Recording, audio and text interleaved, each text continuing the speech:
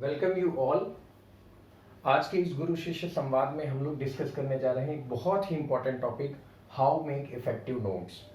इससे पहले वाला जो संडे था उसमें गुरु शिष्य संवाद से रिलेटेड हमारा वीडियो नहीं आ पाया था क्योंकि उस समय मैं व्यस्त था नीट के एग्ज़ाम में, वहाँ पे इन्विजिलेटर के तौर पे।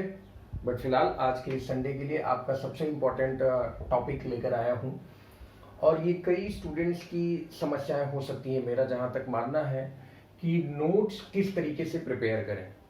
आप जो कुछ भी पढ़ते हैं क्लासेस में, आप जो कुछ भी पढ़ते हैं सब्जेक्ट से रिलेटेड, जो भी आपके सब्जेक्ट हैं, मैथ्स है, साइंस है, सोशल स्टडी है, उन सब्जेक्ट से रिलेटेड जो भी कॉन्सेप्ट हैं उनको प्रॉपर लिखने का क्या तरीका होता है।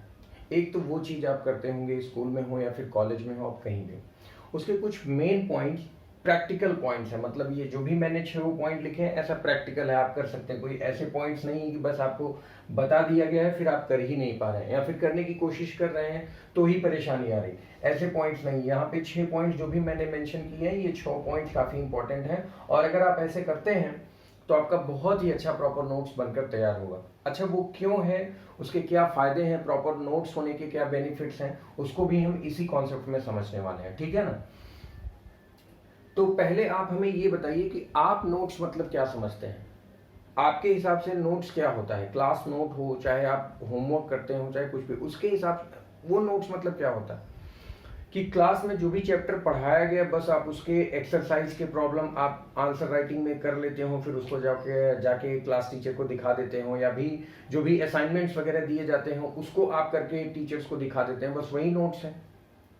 फिलहाल तो यही हो सकता है, या फिर कुछ इस चीज को करते होंगे वो, इन सारे पॉइंट्स को ध्यान में रखते हुए। बहुत से ऐसे स्टूडेंट हैं जिनको मालूम है और वो अपना नोट्स बहुत अच्छे से प्रिपेयर करते हैं। तो इसके क्या बेनिफिट्स हैं और आप अगर ऐसा करना स्टार्ट करते हैं तो आपको क्या बेनिफिट होगा। देखिए ये बहुत इंपॉर्टेंट पॉइंट है क्योंकि आप पढ़ सारी चीज लें और लिखे भी ढंग से नहीं है तो फिर आपका इंटरेस्ट नहीं जगेगा। ऐसा नहीं कह रहा हूँ कि मैं जैसे मैथमेटिकल सब्जेक्ट है उसमें तो प्रैक्टिस चाहिए, रफली जितना आप प्रैक्टिस कर सकते हैं तो उसको भी बहुत अच्छे से करिए। नहीं, अभी हम लोग डिस्कस करेंगे कि किस पॉइंट के लिए मैं ये बता रहा हूँ, ठीक है ना।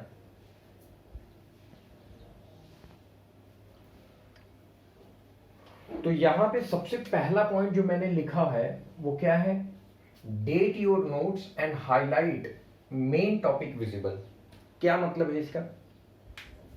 आप नोट्स चाहे लॉन्ग कॉपी ले लीजिए, लॉन्ग बुक वाली जो आती है वैसी कॉपी पे, या फिर A4 साइज के पेपर पे, आपको जैसा मिलता हो। एक आपके पास अच्छी और बड़े साइज की कॉपी होनी चाहिए और छोटी छोटी कॉपी ना बनाएं। सबसे पहली बात, छोटी कॉपी आप बनाते हैं वो जल्दी भर जाती है और फिर उसके लिए आप दूसरी कॉपी खरीदते हैं और दोनों फिर अलग अलग हो जाता है। एक ही नोट्स बनाएं, एक ही कॉपी बनाएं और उसमें ही सारा डिटेल लिखें। तो पहला, date your notes and highlight main topic visible. Later से आपने कोई चैप्टर पढ़ा, चैप्टर 1 ही आपने पढ़ा, तो वो चैप्टर के रिलेटेड जो भी आप नोट्स लिखने वाले हैं उसका एक डेट लिखें। डेट कहने का मतलब ये है कि उस चैप्टर को आपने कब पढ़ा था, क्योंकि उससे आपको ये पता चलेगा कि लेटर से आपने ये चैप्टर बहुत पहले पढ़ा है, आज के 1 महीने पहले पढ़ा था, अब उसको रिवाइज करना है। तो वो आगे कॉन्सेप्ट आएगा कि आप डेट लिखें कि ये चैप्टर आपने कब पढ़ा था। Date your notes and highlight main topic visible. उस चैप्टर से रिलेटेड कई हेडिंग्स होते हैं, उन हेडिंग को हाईलाइटेड रखिए। उसके लिए आप हाईलाइटर यूज कर सकते हैं ताकि वो बोल्ड में लिखा हो, कैपिटल लेटर में लिखा हो, वो आपको बिल्कुल कैची होना चाहिए, आपकी आंख जस्ट उस पर जाकर स्टिक कर जाएगा, हाँ ये हेडिंग हमने पढ़ा था। तो पहला पॉइंट का तो आपको ये ध्यान रखना है और ये सभी लोग करते हैं, हेडिंग्स लिखना, हेडिंग प्रॉपर तरीके से लिखना। जिनकी हैंडराइटिंग अच्छी नहीं है वो अपनी हैंडराइटिंग को इंप्रूव करना स्टार्ट करें, क्योंकि सिंपल सी बात है, जो चीज हमें दिखने में अच्छी लगती है ना, जो चीज हमको समझ में आती है क्या साफ साफ लिखा है, वही पढ़ने में भी अच्छी लगती है। आपने उसमें बहुत अच्छा कॉन्सेप्ट लिखा है, बहुत कुछ लिखा है, लेकिन इतने आपकी राइटिंग अच्छी नहीं है और आपने बहुत ही आगे पीछे सब उसमें लिख रखा है, तो फिर समझने में अच्छा नहीं लगता और लोग उसमें आपका भी इंटरेस्ट कम जगेगा। ऐसे मैंने कई स्टूडेंट्स को जानता हूं जो बहुत अच्छा मैथमेटिक्स, साइंस और हर सब्जेक्ट में करते हैं, लेकिन उनकी राइटिंग अच्छी नहीं। तो राइटिंग अच्छी नहीं है कि ये मतलब नहीं है कि आप बिल्कुल बहुत बेहतरीन एज लाइक ए कंप्यूटर लिखना स्टार्ट कर दें टाइपिंग में। बस आप अपनी राइटिंग को थोड़ा इंप्रूव कर सकते हैं, लिखने के तरीकों को इंप्रूव करिए। दूसरा, तो ये चीज आप पहला पॉइंट आप ध्यान रखेंगे कि हाइलाइटर मतलब आपको हेडिंग कैसे रखना है, बोल्ड में लिखना है। कई बच्चे एक ही पेन से पूरी नोट्स लिख डालते हैं। ब्लू पेन उठाएंगे तो ब्लू से ही पूरी नोट्स लिख दिया, ब्लैक पेन उठाएंगे तो ब्लैक से ही पूरी नोट लिख दिया। ऐसा मत करिए। एटलीस्ट आप 2-3 पेन रखिए, ब्लू रखिए, ब्लैक रखिए, एक रेड रख लीजिए या फिर ग्रीन रख लीजिए। ऐसे 2-4 पेन का कॉम्बिनेशन रखिए। स्कूल के होमवर्क में आप ब्लू पेन, ब्लैक पेन या फिर कॉलेज में जो भी लिखना है, नोट्स बनाने की बात कर रहा हूं, जो पॉइंट आपको आगे काम आएगा उसके लिए एक सेपरेट नोट्स रखिए। ठीक है ना, मैं उसकी बात कर रहा हूँ, होमवर्क की बात नहीं कर रहा हूँ कि होमवर्क का असाइनमेंट मिला है तो उसमें आप ब्लू पेन ब्लैक पेन कर रहे हैं। नोट्स की बात कर रहा हूँ जो आपको फ्यूचर में काम आते हैं। दूसरा, don't write everything, write down only important points. हो सकता है आपको यहाँ विजिबल ना हो रहा हो तो मैं यहाँ पे पढ़ दे रहा हूँ, write down only important points. अब आपने चैप्टर पढ़ लिया, ये आपको कब काम आता है? लेटेस्ट से आप किसी एग्जाम की तैयारी कर रहे हैं, किसी एग्जाम को आपको देना है, और या फिर आप चैप्टर पढ़ डालते हैं लेकिन आपसे जब कोई क्वेश्चन पूछता है तो आपके दिमाग में क्वेश्चंस के आंसर्स नहीं आते हैं क्योंकि आपको कॉन्सेप्ट नहीं पता है। आप भूल चुके हैं कि आपने ये कब पढ़ा था और ये कौन कौन से पॉइंट्स आपने पढ़े थे। उसके लिए आप क्या करिए, डोंट राइट एवरीथिंग। सारी चीज को कॉपी डाउन करने की जरूरत नहीं। एज इट इज आप बुक में देखकर सारी चीज अगर अपने नोट्स में भी भर लेते हैं तो नोट्स भी काफी मोटा बनेगा और ज्यादा नंबर ऑफ पेजेस रहेंगे, फिर आपका इंटरेस्ट नहीं आएगा। बहुत ज्यादा से ज्यादा अगर कोई चैप्टर है, एक एग्जाम्पल कर रहा हूँ, क्लास 10th का हो, 11th का, 12th का हो, बहुत लेंदी चैप्टर होगा तो 20 पेज का होगा, 15 से 20 पेज, 25 पेज का होगा। उस चैप्टर से रिलेटेड जितने भी इंपॉर्टेंट कॉन्सेप्ट है आप 5 पेज में लिख डालिए। तो 5 पेज पढ़ने में आपको आसानी भी रहेगी क्योंकि हर चीज रटने की जरूरत नहीं है। आप सारी चीज रटते हो और रट के उसको अपने दिमाग में रखते हो तो बहुत मुश्किल है। उससे important points write down, don't write everything, सारी चीज लिखने की जरूरत नहीं है। Write down only important points, जो इंपॉर्टेंट है उसमें, जैसे कोई कॉन्सेप्ट आ गया, फॉर्मूला आ गया, कोई ऐसा चीज मेंशन है, जैसे वेट है, वेट स्केलर है या वेक्टर है, ऐसा कहीं लिखने को मिला। स्पीड और वेलोसिटी में दोनों में कौन सा डिफरेंस है, स्पीड स्केलर है या वेक्टर है, वेलोसिटी क्या है, एक्सेलरेशन क्या है, यूनिफॉर्म एक्सेलरेशन कब बोला जाता है, ऐसे कुछ इंपॉर्टेंट पॉइंट। ग्राफ, अगर छोटे छोटे कोई ग्राफ है, ओम्स लॉ का कोई ग्राफ है, तो वो छोटे छोटे पॉइंट्स आप बना सकते हैं ताकि वो आपके दिमाग में है। ठीक है ना। दूसरा पॉइंट, तो पहला पॉइंट क्लियर हुआ कि हमको क्या करना है, हाइलाइटर और हेडिंग का इस्तेमाल करना है। दूसरा, सारे पॉइंट्स हमको नहीं लिखने हैं, सिर्फ वही पॉइंट्स लिखने हैं जो इंपॉर्टेंट है और उन इंपॉर्टेंट पॉइंट्स को पढ़ के मैं एक्सप्लेन कर सकता हूं। यहां तक समझ में आया? अगला चीज, तीसरा जो कि मैं बता चुका हूं, use colour for highlighted point. Colour, भाई 2-3 टाइप का हाइलाइटर रख लीजिए। और आप देखिए, पढ़ने वाले जो स्टूडेंट्स होते हैं वो अपनी चीज़ों को बहुत ही बेहतरीन तरीके से, आप जब आगे किसी कंपटीशन की तैयारी करेंगे या फिर वहाँ आपको यही बताएं, चाहे आप यूपीएससी का करें, चाहे किसी भी प्रकार के नोट्स बनाएं, तो नोट्स बनाना ही पड़ता है और नोट्स खुद के लिखे हुए होने चाहिए। कई बच्चे मार्केट से परचेज कर लेते हैं या दूसरे पीडीएफ डाउनलोड कर लेते हैं, जो शॉर्ट नोट्स अवेलेबल है या कहीं से आप साइट से, ऐप से, वो नोट्स आप डाउनलोड तो कर लोगे लेकिन उसमें इंटरेस्ट नहीं आएगा। 1-2 दिन, 2 दिन, 4 दिन, 5 दिन, 6 दिन बहुत पढ़ने में अच्छा लगता है। अपने हैंड रिटन होने चाहिए, खुद का लिखा हुआ, अपने हाथ से आप लिखेंगे तो आपका इंटरेस्ट जगेगा। कलर इस्तेमाल करिए। ठीक है। चौथा, use illustration and drawing. Drawing के लिए तो मैं आपको नहीं कहूंगा क्योंकि भाई कुछ लोगों की ड्राइंग्स अच्छी नहीं होती हैं, लेकिन ड्राइंग किस पर्पस के लिए बोला? फिजिक्स आप पढ़ रहे हैं, फिजिक्स में कई टाइप के ग्राफ होते हैं। मैंने देखा था इस बार नीट के एग्जाम में, लैम्डा और न्यू, 1/न्यू, इससे रिलेटेड एक मतलब रिलेशन पूछा था। लैम्डा, ऐसे लिखता हूं, लैम्डा प्रोपोर्शनल टू 1/न्यू, ऐसा कोई एक क्वेश्चन आया था। बस वो ये पूछा था कि आप इसका ग्राफ बताइए। जैसे x प्रोपोर्शनल टू 1/y कर दूं, x प्रोपोर्शनल टू 1/y कर दूं, कह दूं कि इससे रिलेटेड क्या ग्राफ बनेगा, तो उसने 4 ग्राफ बना के दे दिए थे। अब उसमें से पॉइंट पता लगाना था कि कौन सा ग्राफ सही होगा। तो ऐसे भी क्वेश्चंस आपके एग्जाम में आते हैं जब आप प्रिपरेशन करेंगे। देखिए, क्लास 10th में हूँ, आजकल रट्टा मार वाली स्टडी की कोई जरूरत नहीं है। रट कर कोई एग्जाम देना, रट के कॉन्सेप्ट, इंटरव्यूज क्यों होते हैं? आप बहुत अच्छा एग्जाम परफॉर्म करते हैं, बहुत कुछ कर लेते हैं, फिर इंटरव्यू क्यों होता है? इंटरव्यू इसीलिए होता है कि हो सकता है एग्जाम तो आप कोई क्वेश्चन रट के या हर चीज़ देकर कर लिए हों, लेकिन इंटरव्यू में आपकी एक्चुअल नॉलेज भी चेक की जाती है कि आपको कॉन्सेप्ट कितना अच्छे तरीके से मेमोराइज है, आप चीज़ों को किस तरीके से रिलेट कर पाते हैं। तो ड्राइंग अगर आपकी अच्छी नहीं है तो हल्का फुल्का बना लें, बस ऐसे ही समझने के लिए, आपको समझ में आनी चाहिए, किसी दूसरे को समझने की जरूरत नहीं है। आपका नोट्स है, आपको समझना है, दूसरों को समझने की जरूरत पड़ सकती है ड्राइंग में तो आपसे पूछ लेगा, लेकिन आपकी लिखावट वगैरह थोड़ा क्या है, तंदुरुस्त होनी चाहिए, अच्छे। तो चारों पॉइंट्स प्रैक्टिकल हैं या नहीं, पहले आप ये बताइए। पता नहीं ऐसा चले कि मैं बस केवल बताए ही जा रहा हूँ और होने को कुछ नहीं हो रहा है। भाई मैं तो कर सकता हूँ, मैंने किया भी है। नोट्स बनाना हो तो हाईलाइटर इस्तेमाल कर सकता हूँ। डोंट राइट एवरीथिंग, सब कुछ लिखने की जरूरत नहीं है। बुक्स को रीड करना है, इंपॉर्टेंट पॉइंट्स जो मिलते हैं उनको लिखते चले जाना है, और रिवाइज बहुत करना है। 5वां पॉइंट। तीसरा बता दिया, कलर। कुछ लोग को कलर्स अच्छे लगते हैं, ज्यादा कलर इस्तेमाल करने की जरूरत नहीं है, बहुत ज्यादा से ज्यादा 3 या 4 कलर का कॉम्बिनेशन रखिए। ब्लू ब्लैक तो रखना ही है, 2 पेन और कोई अपने मर्जी का ले लीजिए, रेड ले लीजिए, ग्रीन ले लीजिए, ताकि आप थोड़ा हाईलाइटर जहां पे हेडिंग्स आएंगी उनको आप मेंशन कर सकें। ठीक है, 5th पॉइंट देख लेते हैं। Keep your sentences short, use bullets, points और नंबर लिस्ट। ये थोड़ा आप देखें यहाँ पे, keep your sentences short, use bullet points और number list. Keep your sentences short कहने का क्या मतलब है? लेटर से किसी भी टॉपिक का एक कंप्लीट खूब बड़ा सा डेफिनेशन दिया हुआ है, या उस एक्सप्लेनेशन में उस एक्सप्लेनेशन को काफी अच्छे तरीके से एक पूरे बुक में एक पूरे पेज भर के एक्सप्लेन किया गया है। आप उस पूरे पेज को किस तरीके से समराइज कर सकते हो, कितने छोटे में लिख सकते हो, एक्सप्लेन आप खुद करो।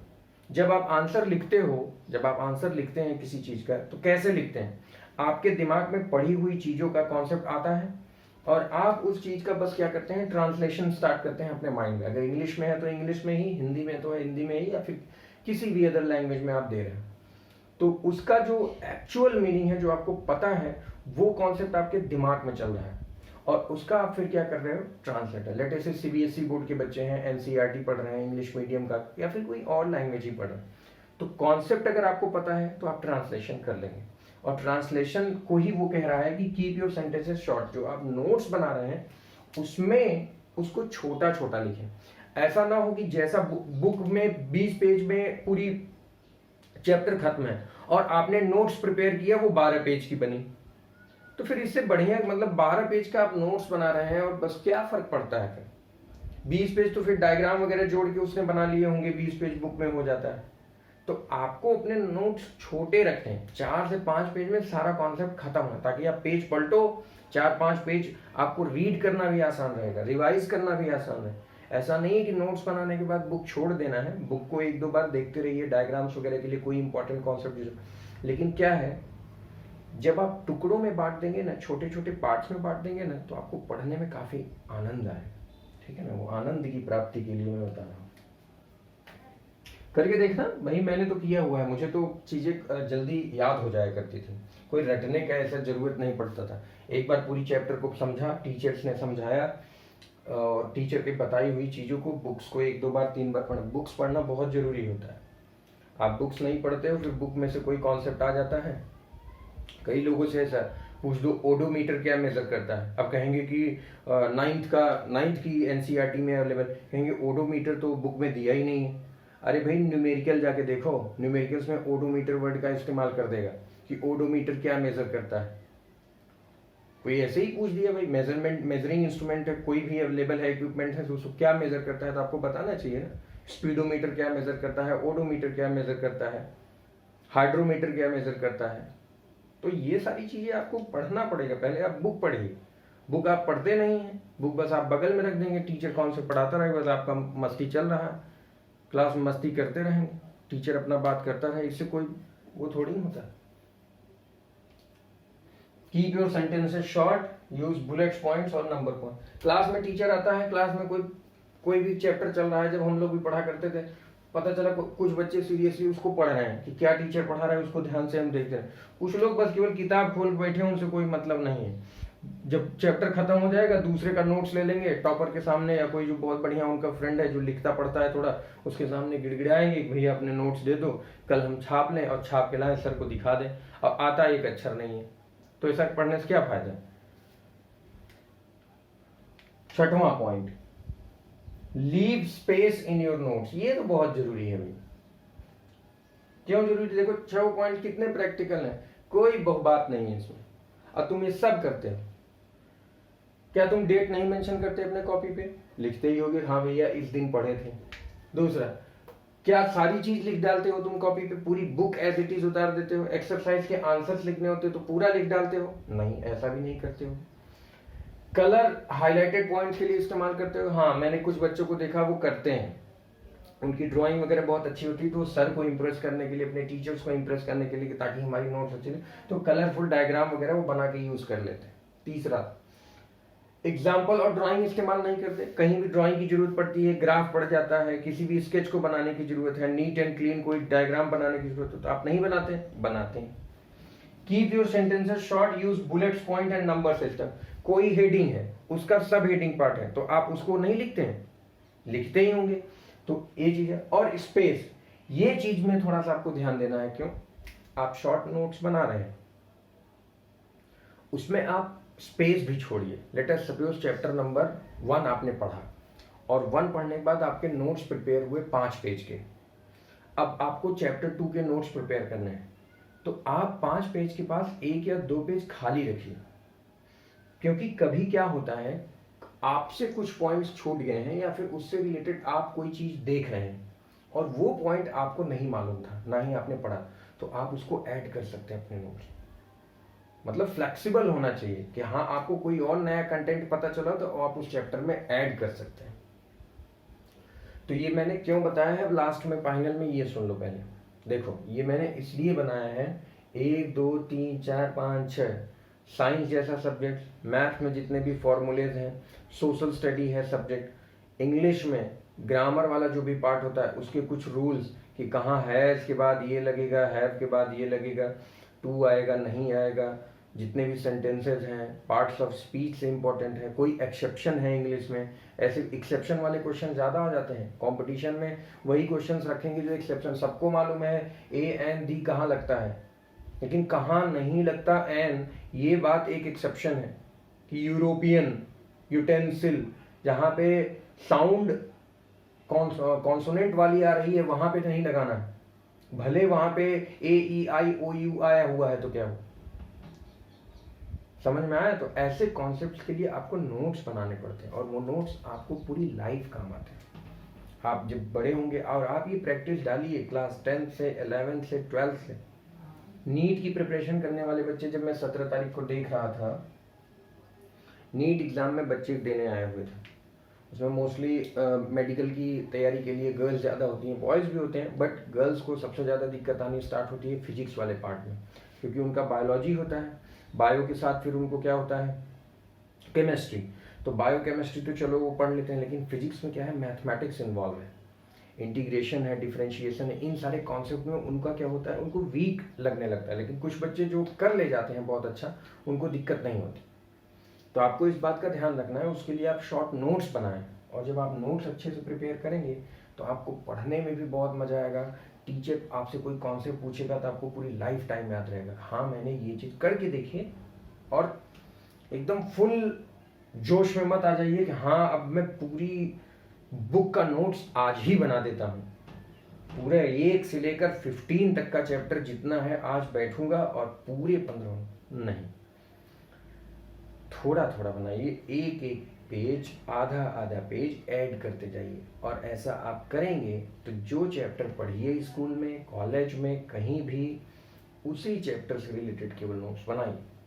नोट्स बनाने के लिए आप हेल्प ले सकते हैं, बुक्स की ले सकते हैं, कोई शॉर्ट नोट्स अवेलेबल है उसकी, लेकिन आप अपना नोट्स बनाइए हैंड रिटन। मोटी कॉपी ले लीजिए, एक पार्ट बना दीजिए, एक कॉपी में 3 सब्जेक्ट लिख लीजिए, मैथ के कुछ, साइंस के कुछ, ऐसे थोड़ा, तो बुक क्या होगी, आधी आधी बढ़ जाएगी, एक में मैथ का नोट्स हो जाएगा, एक में साइंस का। ध्यान रखिएगा नोट्स आपको अपने छोटे रखने हैं, कोई ऐसा नहीं कि बहुत तूफानी नोट्स आपने बना दिया और सिर्फ आप ही समझ पा रहे हैं, दूसरा कोई नहीं समझ पा रहा है। नोट सिंपल लैंग्वेज रखना है, और आपको जो पॉइंट हिंदी में लिखना हो ना, लेटर सपोज आप इंग्लिश में पढ़ते हैं, कोई चीज़ आपको इंग्लिश में समझ में आई है, लेकिन अगर आप उसको थोड़ा सा हिंदी में लिख देते तो और बढ़िया था।